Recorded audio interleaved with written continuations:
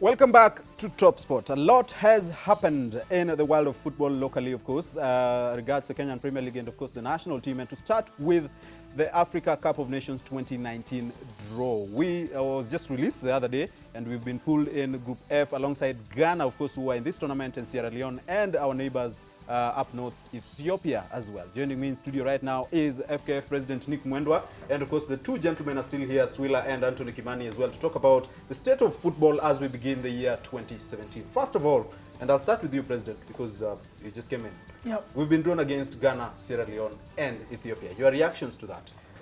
There are no longer easy groups anymore in world football. So it's a group that is as difficult as any other. When you think you're pulled in an easy group, then you're shocked. I mean, look at Guinea-Bissau. They're playing today against Gabon. At whose expense? You can say they're no longer easy teams. And so for us, it's very simple. Prepare, prepare, prepare, keep on preparing. We go away to Sierra Leone in June.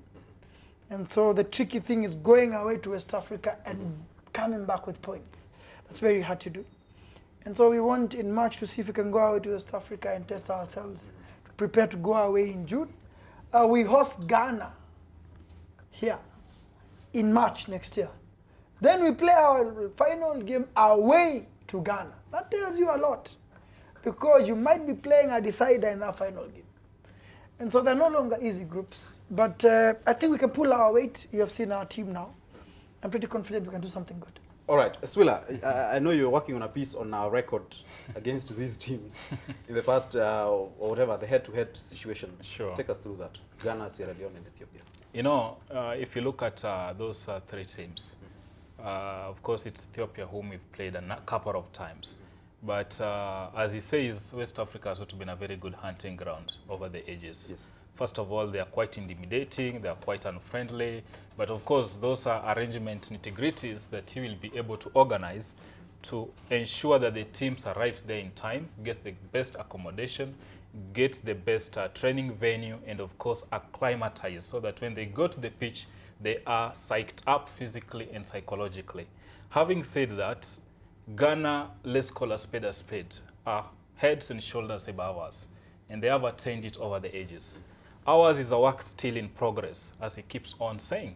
But again, in football, I cannot today wake up and say, Nyabola, you're an elder brother, so I'm going to treat you with a lot of respect. When we go on the pitch, of course, I'm going to respect you, but throw every arsenal I have in my armory to ensure I beat you. So that should be the aim. Of course, many don't expect us to qualify. Myself, I don't think we're going to qualify. But we have to go there and give our best shot. And if you look at Ghana, of course, they are bookmakers' favorites. You look at Sierra Leone, there's a team that we should endeavor to beat home and away. Then you look at Ethiopia.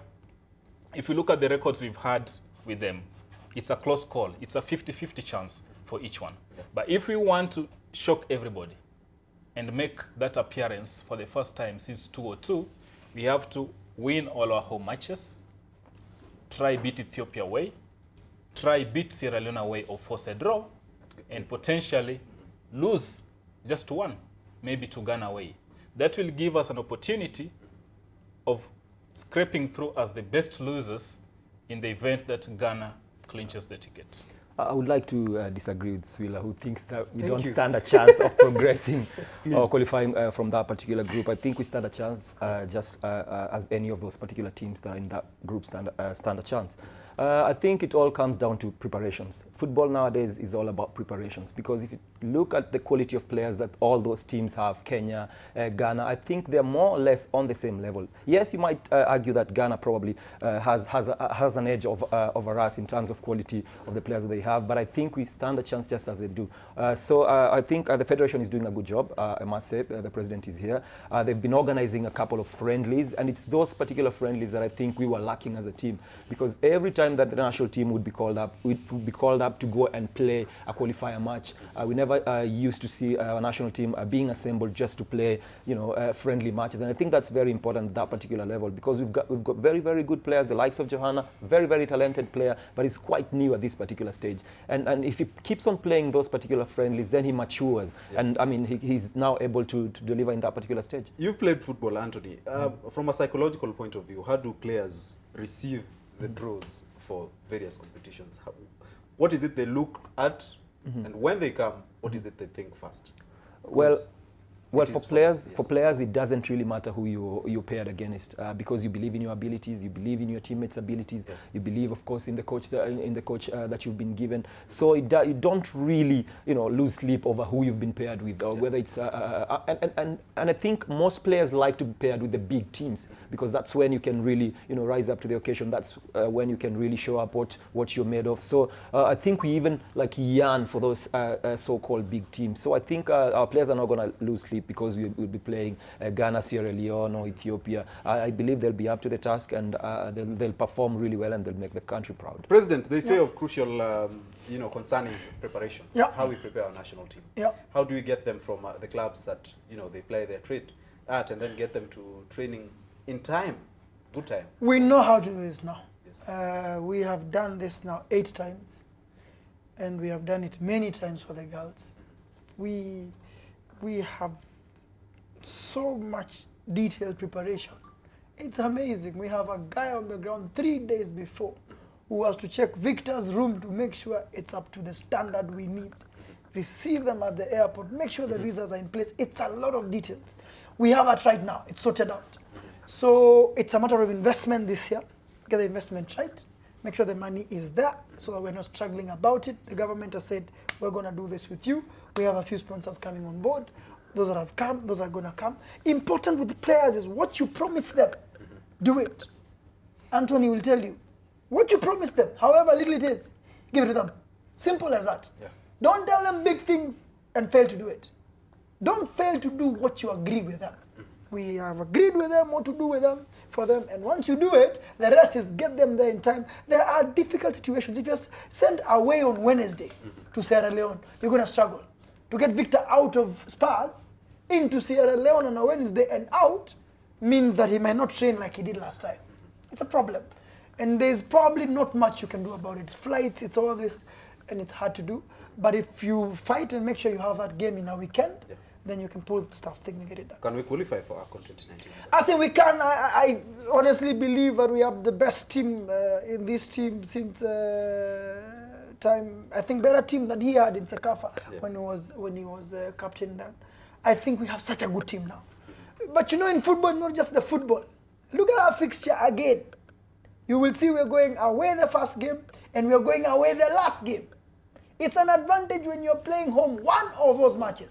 There's a lot of things that come in play. We're gonna improve in knowing what this is, and I think that important is don't concede. Try to win your home matches. Don't concede when you go away. Let's see where that takes you. Remember, there are 12 teams that qualify for the first slots. Yes. Then there are another 4 that go for the best losers positions. Yes. You still have a chance, even when you're number 2 in a group, and I think we can get it done. So you aim to be the best number 2 you can if you don't. I aim to win the group. We want to beat Ghana. I think we can beat Ghana. Yeah. Maybe Ghana won't even number 1 in this group. Yeah. When you're going away to Ethiopia, anything will happen. They went away and they get beaten. And Nigeria gets beaten.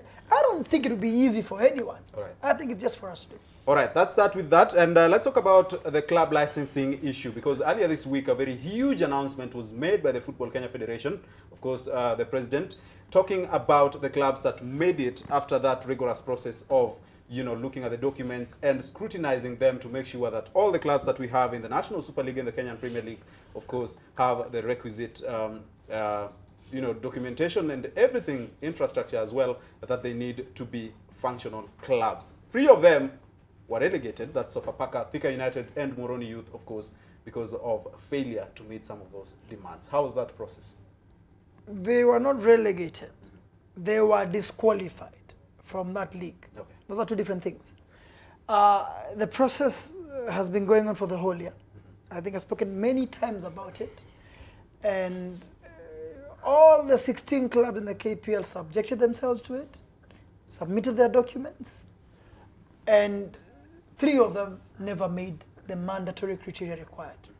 Sofapaka, Thika, and Moroni. And so those 3 were disqualified from the Kenya Premier League 2017 season. Remember that club licensing is annual. Every year you get your license. These are simple things. Are we sure, or at least are we confident you can make it through the season? Do you have what is required to do so? Generally, do you have the things in place to do so? We've spoken about it for so long, and now we said 3 clubs didn't make it. I can tell you today that those 3 clubs have appealed. Yeah. So this coming week, the appeals committee of the federation will sit down and look at their cases. What is their appeal? And then FKF and the club will go there and state their case. We say that on our side of FKF, we're confident that they can't make it. But you never know with an appeals process. Yes. Maybe we'll be instructed to bring them back. Okay. And if that is done, then we shall have more teams than 15. Swila, what is FKF's line of defense in the case of an appeal, as he says? What do they refer to? You know, as, yes. Nyabola, interestingly, most guys don't understand the issue of CAF club licensing. To begin with, these, let me call them policies or directive of FIFA in conjunction with the CAF. Yes. And it's clear, it began not today, 2 years ago. I remember in 2015, I covered a seminar organized by CAF in conjunction with the Federation at the Strathmore University. And instructors were sent here to teach and enlighten our clubs on what will need to be done, on what you have to do in order to participate in the CAF club competitions and also be eligible to participate in the top tier competitions. And they are very clear. You look at the legal, you look at financial, you look at infrastructure. But our clubs, as usual, this is the mentality of Kenyans, Nyabola. We take things at face value. We don't treat it the serious it deserves. You know, when you're talking about legal, you're talking about ownership. You are talking about financial. Are your bank statements up to order? Are you able to run your activities through the season without having to incur debts or being in a situation where you can't roll your affairs? When you talk about football or competition, do you have the senior and the junior sides? Do you have this, the coaches whom are contracted to the club, both for the senior and the junior teams? So if you look at this holistically, you find that a number of our clubs do not meet this criteria. Or if they meet criteria A, they fail in criteria B. And therefore, if Muhoroni, Thika, and Sofapaka fail to meet these criteria, I don't think they should cry foul and say, look, the federation is playing politics with this. What they should do, as he says, there's an appeals body within the federation. They should go and table their case there. But at this point in time, what maybe I think should be done, or maybe the president or the committee led by Professor should have done perhaps, is to table the findings of all these 16 clubs. If you say Gor Mahia were given a provisional license, why is it so? Yes. If we say Tusker, Ulinzi Stars, and Bandari fully complied, maybe I think the president, you should allow this body to table their findings to the media, Isaac, for sake of clarity and openness. Actually, Isaac, there's a requirement that when a club comes to us, because some of the nature of how business is conducted is confidential, there is a non-disclosure agreement that we sign with the clubs and say that we cannot go and expose your details out there. That's why when I come here, I can speak generally, but I cannot say Thika United had this problem, because then I will be, it's prejudice if I do so. That is why we're not doing that. But we have, everything has been tabled, and every club met the committee and they were told, you have failed, and you have failed because of 1, 2, 3. Here is your form, and here are your scores. Those who failed to be scored, this is why we can't score you because of this. That was done. Now what we cannot do is come here and say, Thika had this particular problem, because then that compromises what we agreed with them in the first place when they came to subject themselves to the process. And now, before he comes in, interestingly, for time and again, and you've covered this, I've covered this, Kimani has been this situation. You find a season has begun, it's June, We have players writing letters to KPL, seeking their contract to be terminated. Yes. Why? Because they've not been paid their dues for 3 months. Yes. These are some of the things that FKF Club Licensing aims to arrest. But again, if you look the way we run our affairs, I want to take you to Europe briefly, just for 2 minutes. If you look, for instance, Germany, and you go to the 4th tier division, these are 4th tier, not 3rd tier. Each of those clubs have what we are talking about here. They have physical addresses. They have stadiums of their own. Right now in Kenya, even a club like Gor Mahia doesn't have a stadium of their own. They're not thinking maybe in the foreseeable future, let's move out of city, let's move out of SSMB facilities vis-a-vis Kasarani and Nyayo, build our own so that we generate revenue. That's the direction we should be taking. But we will not really boast that we are the best league, the most competitive, and we don't get the basics right. And in my view, I fully support the This is what it means, and I'm coming to you, Anthony. 3 clubs will now, as a matter of fact, be playing in the National Super League, which again they are required to take part. To acquire another license for the National Super League. You'll be seeing that graphic of Sofapaka, Moroni Youth, and of course Thika United. What it means is that the 2017 season, Anthony, will have 15 teams in the Kenyan Premier League. Sure. What does that mean for the league? Well, I think, first of all, looking at the club, FKF Club Licensing thing that we've just been discussing about, I think it's long overdue. Okay. I think it's something that ought to have been done a long time ago, and I think the Federation is doing very well, bringing sanity back into a football. Because if you look at some of the requirements, actually all of the requirements that are in there, those are things that are needed for a club to thrive. You know, if you really want to run a successful club, all those things are aspects or ingredients of a successful club, but we've been overlooking them for far too long. I think it's high time that they are put down. And looking at it from a player's perspective, I think players have been taken for a ride for a very long time, in as far as Kenyan football is concerned. A club needs to show their accounts and show that they can be able to pay their players for an entire season. I mean, if you don't have money to pay your players for an entire season, what business do you have having those players? Because those players, that's their livelihood, that's their career. They've signed contracts with you that probably runs for a year. And you know very, very well that you cannot afford to pay those particular players for that year. So I think it's something that's going to be welcomed by most of the players. And another thing, I think it's physical address. Most of the clubs, I think nearly all of the clubs that we have playing in the top tier league in Kenya right now don't have physical addresses. So at times, if a player has an issue that he needs to be addressed by the management, and you know, and I think we've had this time and again in our media. A player is trying to find the team manager, a player is trying to find the chairman, but they are not reachable. You know, they're not picking his calls. So I think exactly it is. So I think now players can know where to go. I mean, that's our office. That's where I can go to meet my chairman or my secretary general. So I think it's very, very important. It's long overdue, of course. We are facing a 15-team Kenyan Premier League. Yeah. The indications earlier were that we could possibly have 18. That's a different issue altogether. But now 1 team less. Well, if 15 teams is the price that we have to pay for CAF licensing to be implemented, then so be it, my friend. Because players are suffering out there. And so at the moment, I don't think the 15-team, 16-team is the issue here. Right. These things should be implemented, and we all know like how most or some of our clubs can be. They can be a little bit. They need to be pushed a little bit, and so I think that seriousness needs to be there. The FKF needs to stand their ground. They need to be strict because these things need to be done, and they need to be done as soon as like yesterday. As it stands, only 3 clubs, President, have the full license. That is Tusker, full license, Ulinzi, and Bandari FC. Yeah. The other, is it 11 or 12 more?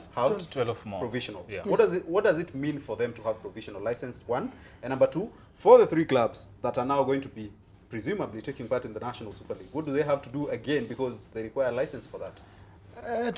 3 things. 1 is that for NSL, we made a provision to end of January for the club to qualify, to comply because of this kind of things, that you're relegating somebody and you need them again to reapply to meet the NSL criteria, which by the way is the same as the Premier League criteria. So if you're running away from Premier League thinking that you go down there and it's easier, I'm sorry, you will go to Division 1. And we are very clear about it, and I've said this 1,000 times, and I will say it again, we cannot continue playing games with this kind of thing Kimani is saying. It's a joke. That's the first thing. The second thing then is that for these clubs, the 3 of them, they then go to appeals, And if they lose their case, then they go to NSL. If they wish to, they go to NSL. Again, it's a choice they have to make. When they go to NSL, then they find the committee there. They apply again by 31st of this month. Then we have the list of clubs which I'm going to produce again. And if you have another 14 days to appeal, then you will appeal. At the end of the appeals period, you will. Let's stop these games. Let's be serious. Let's do things in a serious way. You can't say that a club meets on the pitch. And then now, when the players go, tomorrow you are changing venue, you meet another pitch. We've been doing that for too long. Big clubs doing this kind of, with huge following. We can't do that. I am happy that the clubs that have done so will do so. Now, on provisional and full license, you get 100 marks. The total is 100 marks. If you score above 70, you're on full. Okay. If you score between 50 and 70, you're on provisional. It means you have between now and June. If by June you don't comply, you will finish the season and we shall relegate you. So these are the 12 clubs up until June to score above 70 to get their full license, so that then for 2018 they can be allowed to continue being in that league. Right. It is what we must do. I am prepared and have been prepared to do so at whatever cost it comes, so that we can clean up our game. And I think now that the tribunal has pronounced what it has pronounced, it's a good thing for us. This issue was discussed at the FKF AGM last year. Yes. And one of the things that these three clubs are actually going to be arguing about is that there's nowhere that it's indicated that if I don't meet the criteria, then I be relegated. It is actually very clear in our regulations and our communications to all clubs that bear in mind that if you don't meet the criteria, you shall be disqualified. How was that arrived at? Very clear. It was arrived at the AGM. It was arrived at when the formulation was being done. It was arrived at all the seminars. It was arrived at the AGM. NEC. All the clubs agreed to this. All the clubs signed up to it and voted for it. We had 68 votes. So the three knew that the cost of not complying is... The football community knew that you will be relegated at the end of the season if you don't meet. Swila, you understand why that is? Very clear. I do. Very clear. I do. I think even the media knew that if you don't meet, you will go. It was obvious to everybody. We wrote particular letters to every club every 2 months, reminding them, please bear in mind, if you do not do this, then you will. The problem is that people submit their documents 2 days on the last day. I mean, how are you going to meet the criteria? It's very hard. All right, let's move on to something else. And this is more or less close to what we've been discussing. It regards the composition of the league. And the Sports Dispute Tribunal made a ruling on Tuesday this week. Take a listen at John O'Hagan.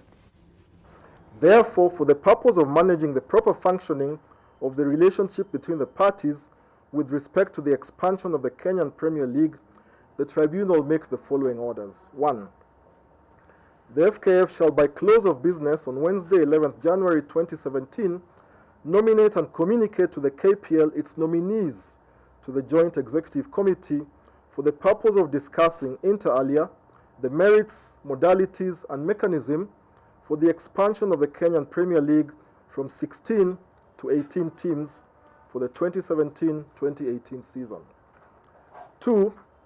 The JEC, duly constituted by the nominees of the KPL and the FKF, shall convene a meeting and discuss the merits, modalities, and mechanisms for the expansion of the league, which discussions must be concluded by Monday, 16th January 2017. Finally, after 2 years, we have a solution to this perennial problem. Isaac Swila. There will be 18 teams in the Kenyan Premier League starting the 2017 season. How did you welcome this? Well, I don't know whether to give you a view as an individual or as a journalist, but if I look at it football-wise, having 2 extra teams in the top tier is not a bad thing. Okay. Far from it is good. Why is it good?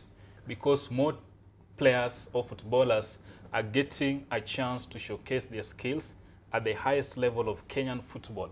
They'll be live on television. They'll have their talents watched by scouts across the world. 2, I have heard some quarters argue that if we have a leaner league, then there's quality which is not compromised. Yeah? 2, the issue of financial. Now, when we are talking about of quality which is not being compromised. Look at our KPL and the champions of the league in the last 5 years, beginning with the Gor Mahia, which won the title unbeaten. What have they achieved at the continental level in the recent past? Nothing. It's nothing. We get kicked out at the preliminaries. Yes. That tells you our league is not strong or good enough as we tend to believe. So the issue of quality cannot arise. We could say we are strong, we have better quality when we can go toe-to-toe with the best and beat them. That's far from the truth. Okay. Now, if I want to take you back 20, 30 years down memory lane, and I tend to love a lot of research when I do my articles. When Gor Mahia won the Nelson Mandela Cup, currently named the CAF Confederation, we had a league of 20 teams. Players were not even doing the business professionally. It was more of semi-professional. Yes. Yeah? Players were not contracted. They were playing the game for passion. But you could see this place giving 100% on the pitch. We were dominating East and Central games. That's a SCAFA. Nowadays, we don't do that. So the issue of 2 more teams, in my view, does not dilute that quality. What we should be discussing are the financial implications. Okay. If we add 2 or 4 more teams, what will it involve? And where are we going to get the funds or the monies? For instance, last term, each of the 16 KPL teams got a monthly grant of 600,000 from the league management body. That brings around 7 million for each team in a single season. Yes. Multiply that by 18, you have a figure of around 130 million. Now, what the president should tell us, yes, the tribunal said we should discuss the mechanism of having an expanded league. Now you bring in the 4 more extra teams. Have they factored in the financials? Yes. Where is it going to come from? Once we have that and it's secured, then we can then roll.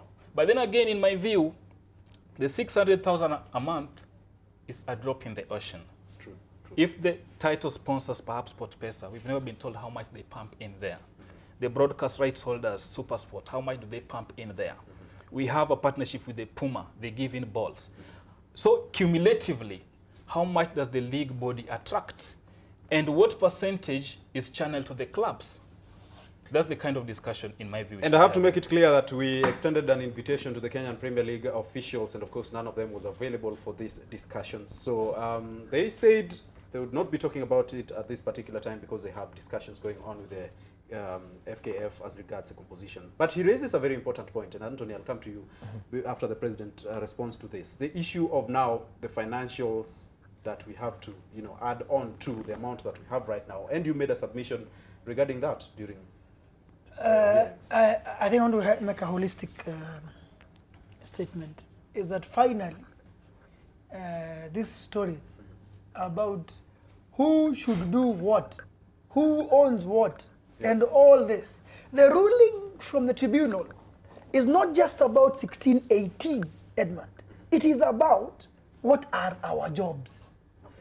FKF is the principle of football in the country. The Kenya Premier League is an agent of FKF. That is clear and stated. 2, the agent has been contracted by FKF, and FKF should not interfere with the so rightly done contract. But the contract had issues, and so some clauses in them have been disqualified, which were making them become bigger than the principle. Okay. So this is a problem we have had for long that has now been solved. Now come to 1618. What the tribunal has said is that we shall have 18 teams. Now go and discuss what it means. Yeah. We sat yesterday and we discussed what it means, and by and large, like you're saying, we said it's financial.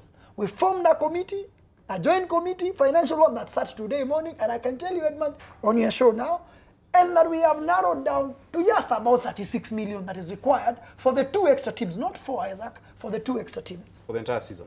For the entire season. 36 million. How do you get this money? That's the question. FKF underwrites this 36 million and says, we shall find it. How? We get paid some monies by KPL. So first of all, we're forfeiting that. And as you've raised, I am president today, and we have said that we want to know how much exactly is it. I know there are commercial issues around it. When a sponsor signs with you a contract, they don't want their competitor to know how much it is, because then your competitor might show up and say, we're giving you slightly more. That's why they don't say normally how much it is, but it's a thin area where you have to seek permission. However, we're going to forfeit that. We have a few sponsors who have lined up saying we are ready to support this amount. And therefore the 36 or whatever million they have agreed today morning will be able to be underwritten by FKF. It therefore puts this matter of how many teams it is we can have in the league right. But also it does this. It means and says very clearly that the issue of promotion and relegation is a reserve of the federation. However, we must inform them categorically early in advance whenever that requires to be done. And I think that has been put to rest now. So you will not be seeing these arguments that you have seen before about clubs and about things being done. I think that's what I like about this ruling. Now we can breathe a sigh of relief, and Isaac doesn't need to keep researching about this matter anymore. We can now move forward and do other things that are important. Anthony, before we move, please wade into this issue. Well, first of all, I think the fact that KPL or whichever body is mandated to probably rope in sponsors on behalf of Kenyan footballers. The fact that they cannot say the figure just because competitors out there are going to know how much they're being given, and they're probably going to counter that offer. I think that shouldn't be the case. They should say it out. Unless you're giving us a raw deal. I mean, why don't you want to just say the figure?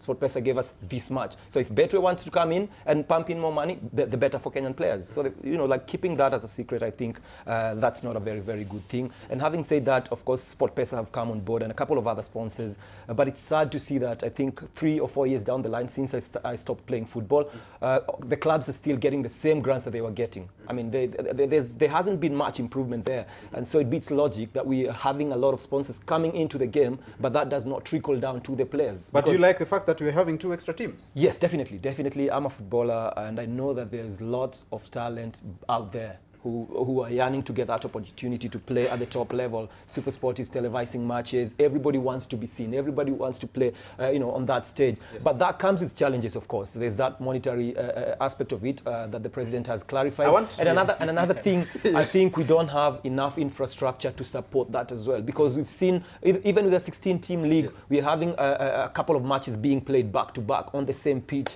and I don't think that's good for our playing surface. Just hold on, gentlemen. We need to break this. Lavish says, I don't understand the people opposing the 18-team league. I just don't. And then also we have Douglas says, Nick Mwendwa is doing a good job at FKF. I have confidence in his plans to streamline the federation. We have here Augustine. Augustine says, I totally agree. I think club licensing sought to bring sanity and seriousness back to our clubs. Then we have one Martin says, I agree with Isaac. Let us get the basic right first. FKF President, please. Then Lavish says, club licensing was long overdue, the way to go. Then we have Nangali says, Nick Mwendwa's body language can tell he doesn't believe Harambee Stars will be on top of the group. And this is the best time Nick Mwendwa to respond, because Nangali says, your body language suggests you don't believe Harambee Stars will beat Ghana, Sierra Leone, and Ethiopia. How do I look like that? I thought I'm the most confident president. I'm the most confident president. We have a good team, guys. I can't sit here and say we're going to win AFCON. We're going to go to AFCON 2019. That's what I want to hear. Okay, all right. Thank you so much, Sepolale, with the feedback. Of course, a lot of guys responding to the issue of CAF licensing and, of course, the composition of the league. And I'm still here with the 3 gentlemen. Because we are meant to have 18 in the 2017 season, but we are going to be having 15 nonetheless. Yes, Nick. So this is the point that I want understood very clearly. According to FKF, the teams that qualify are 15. Yes. These 3 that have appealed will go to appeal. Mm-hmm. Now, if those 3 clubs, by luck, and I'll say by luck because we think they don't have a chance, if by luck or by whatever reason the appeals committee sees that they should stay in that league under whatever conditions, then they will be reinstated. All right? Because we have to follow the law. If they are, then indeed, if all of them come back, then we would have an 18-team league. It's very clear for me to state. Now, if it remains the way it is, because we've already made the decisions, then it's 15. But the point I wanted to make that's very important for you, Edmond, is that then, how do we get to 18? Exactly. All right? Exactly. If we are 15 this season, then every season, we increment by 1 team to 2020. That's a resolution. So what do we do? Next season, we relegate 2 and promote 3 to make it 16. That's the resolution? That's a resolution. In 2019, we relegate 2, promote 3 to make it 17. We make it then 18 in 2020. At that time, the KPL FKF contract will be expiring, and therefore we'll be making big decisions on how to move forward from that. That is what to do in 15. Now, if it is 18 from this season, how do we proceed? We want to be very clear from now that then we relegate 2 automatically, just like Germany. Yes. Then we have a playoff between number 16 of the Premier League and number 3 of the NSL to get the guy who remains in the Premier League. That then remains the constant relegation and promotion criteria going forward. I think that's very, very important to be understood. We don't want to make decisions on one season. We want to make decisions that put these matters to rest, like all other seasons, so then we become a better footballing nation. Stop arguing over small Swila, issues. that's some very big news. It's big news. In fact, now maybe I'll also pose a question. You have a story? In the event Right. that the 3 are successful in their appeals, Yes. does it mean you are going to 18 straight away? Yes. If they go For back, this season. For this depending on the instructions we are given by the appeals committee. Look at it, for example, the SDT. The tribunal sat and said, go sit today and do ABCD. We did it. If the appeals go, sit and say, look at the scoring for Sofapaka again, give a result in 24 hours, we will do it. If they actually sit and say, it is unfair, what you have done, sorry, instead, we shall do it. It is the law. And what I'm trying to say, Isaac, what we have brought back is that if you, Isaac, as a journalist today have a football issue, and you go to our bodies, and you get a decision, we shall follow it. So that we can get out of this issue we've been having before. I come here to a show and I say that you're banned and you get banned and you have no recourse. We are not in those kind of things anymore. I think Kenyan football has thrived in confusion for the longest time, and I think what probably President Nick is doing with his team is just bringing clarity. Because the things that he's mentioned here are not rocket science. That's how things should be done. Before the season kicks off, we know who's going to be relegated and we know the criteria of promotion. As simple as that. And I think that's what he's doing, making it crystal Actually, clear. in 7 days from today, Yes. we shall state and say, these clubs went to their appeals, they failed, they have gone to NSL.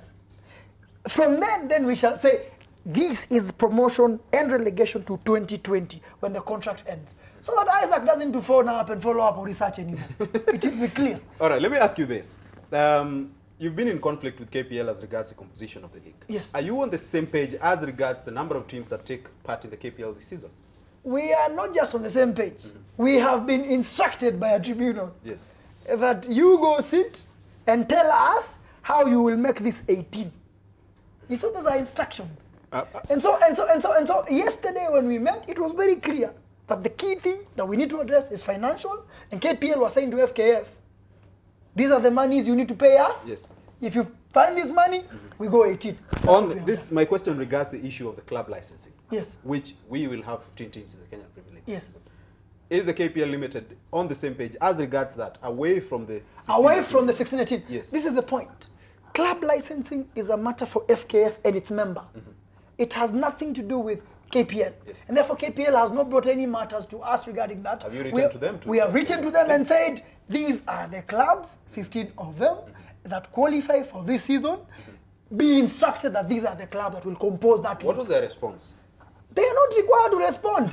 I need to be clear. Yes. Club licensing is not for them to respond because it's a relationship between Tusker and FKF. And by the way, by association rules, when you're put in a league, you give a guarantee and say, whatever this league becomes, I subject myself to its rules. And the rules are clear that have been set from 2015, and therefore we just want to implement it. Swila, So we are very clear on that. Do you see He wants another to part ask of a conflict question, I here? think. Yes. Yes. Well, you know, I've been trying so hard to talk to these clubs and even KPL. Though the clubs were unanimous, we're going to appeal, as it says. But KPL has been more muted response on this issue.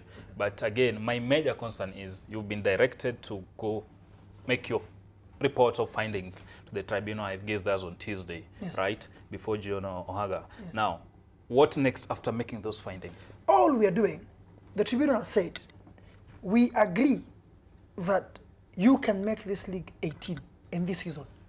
Now, what we want you to do is go sit together and deal with the modalities, the merits of all this. Yes. Come back to us and tell us together how that will be done.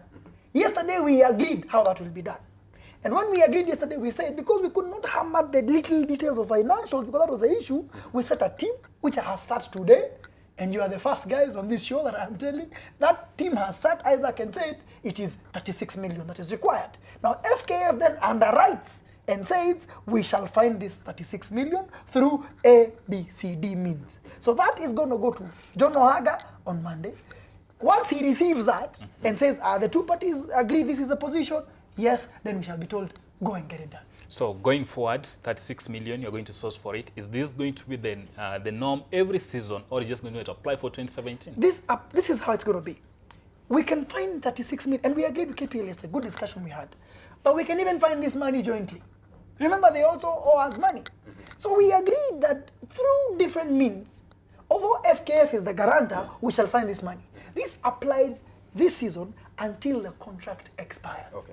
Or at any point when we shall have 18 teams before their contract expires. You have a contract with them and there's some money that they pay to you, yes.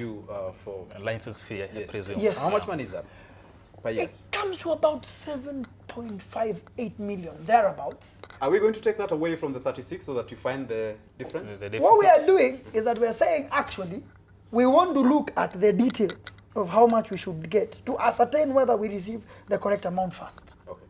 It could be more, it could be the same. Yeah. I hope. When now we do that, then we have a few sponsors we have lined up who are coming to help us with this. FKF itself can sacrifice something or there to solve this issue until 2020 when now we can. And what we said yesterday together, then we can, if a sponsor comes on board to KPL in this period, then we don't need to pay that amount.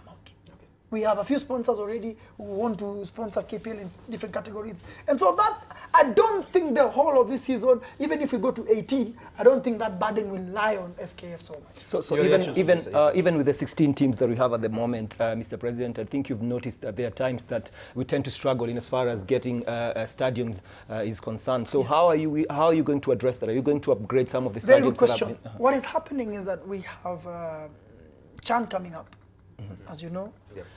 Which we don't have facilities already. Yeah. What we are doing is that Kinoru, if you would have looked at the newspapers, is doing a good job.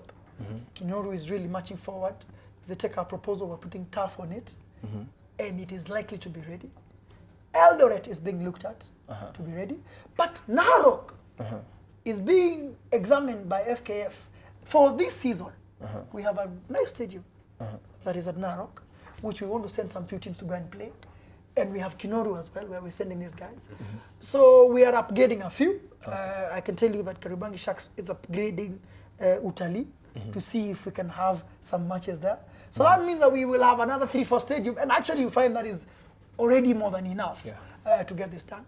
I understand this is a big problem. Government itself, and I'm involved in CHAN, I'm chairing CHAN, is having a bilateral arrangement with Brazil that they're pursuing. If it is signed up, we're going to have 3 proper top international level stadia, which they will put up for us in the next 2 years. So that then this issue of stadium goes away. Yeah, the final point is that we have 8 stadia that the government must put up that are in different counties. I know in Makueni, Machakos, there's a stadium that's going to be built there. We already identified the space that's going to be done new from scratch. And so there is effort. It is slow because it's infrastructure. It's painful. But I hope that by the time I end my time here, we will have a better place to do this. All right, just to wrap this up, one final thing. The FIFA Council, of course, unanimously voted to expand the World Cup to 48 teams from the year 2026. Your reactions? Can Kenya maybe make it at some point? We are going to 2022. Yes. We are happy that 2026 is now expanded, increases our chances. So maybe we can do 2022 and do 2026 at the same time. All right. Swila? An expanded World Cup. The timelines, the number of matches remain the same. It's a good thing, so long as our quality is not diluted. It's a good thing. Change is usually opposed. It was initially 16. It was expanded to 24 teams, 32. Now we are going to 48. To me, I support. As a footballer, Yeah, I think it's a good thing, and as a continent, I think we are going to get more slots. I didn't think 5 slots was enough for our It's continent. up to 9 now, potentially, for Africa. Yes, so I think it's a good thing for our continent. A lot of players get an opportunity to showcase their talent at the world stage level. So I think it's quite good. There are a few issues welcome around it. How many matches can you watch when you sit at home, stuff like that? Yeah. How many will be exposed, regional, but important point, $1 billion more because of 48 teams. Yes. Money is important in the game, Anthony will tell you. It is. Yeah. And Cup of Nations have increased their prize money yeah. from 1.5 to $4 million. So That's huge. Let's see. When's that? Of course, the tournament starts today. Thank you so much, gentlemen. What are you looking at on the touch screen? There's a guy there who said something. Seth, is there something? Yeah, I had 1 billion shillings. It's good money. And remember that $1 billion. $1 billion. And I remember FIFA President Infantino being interviewed saying that it's not about the money, it's about involvement. Either way,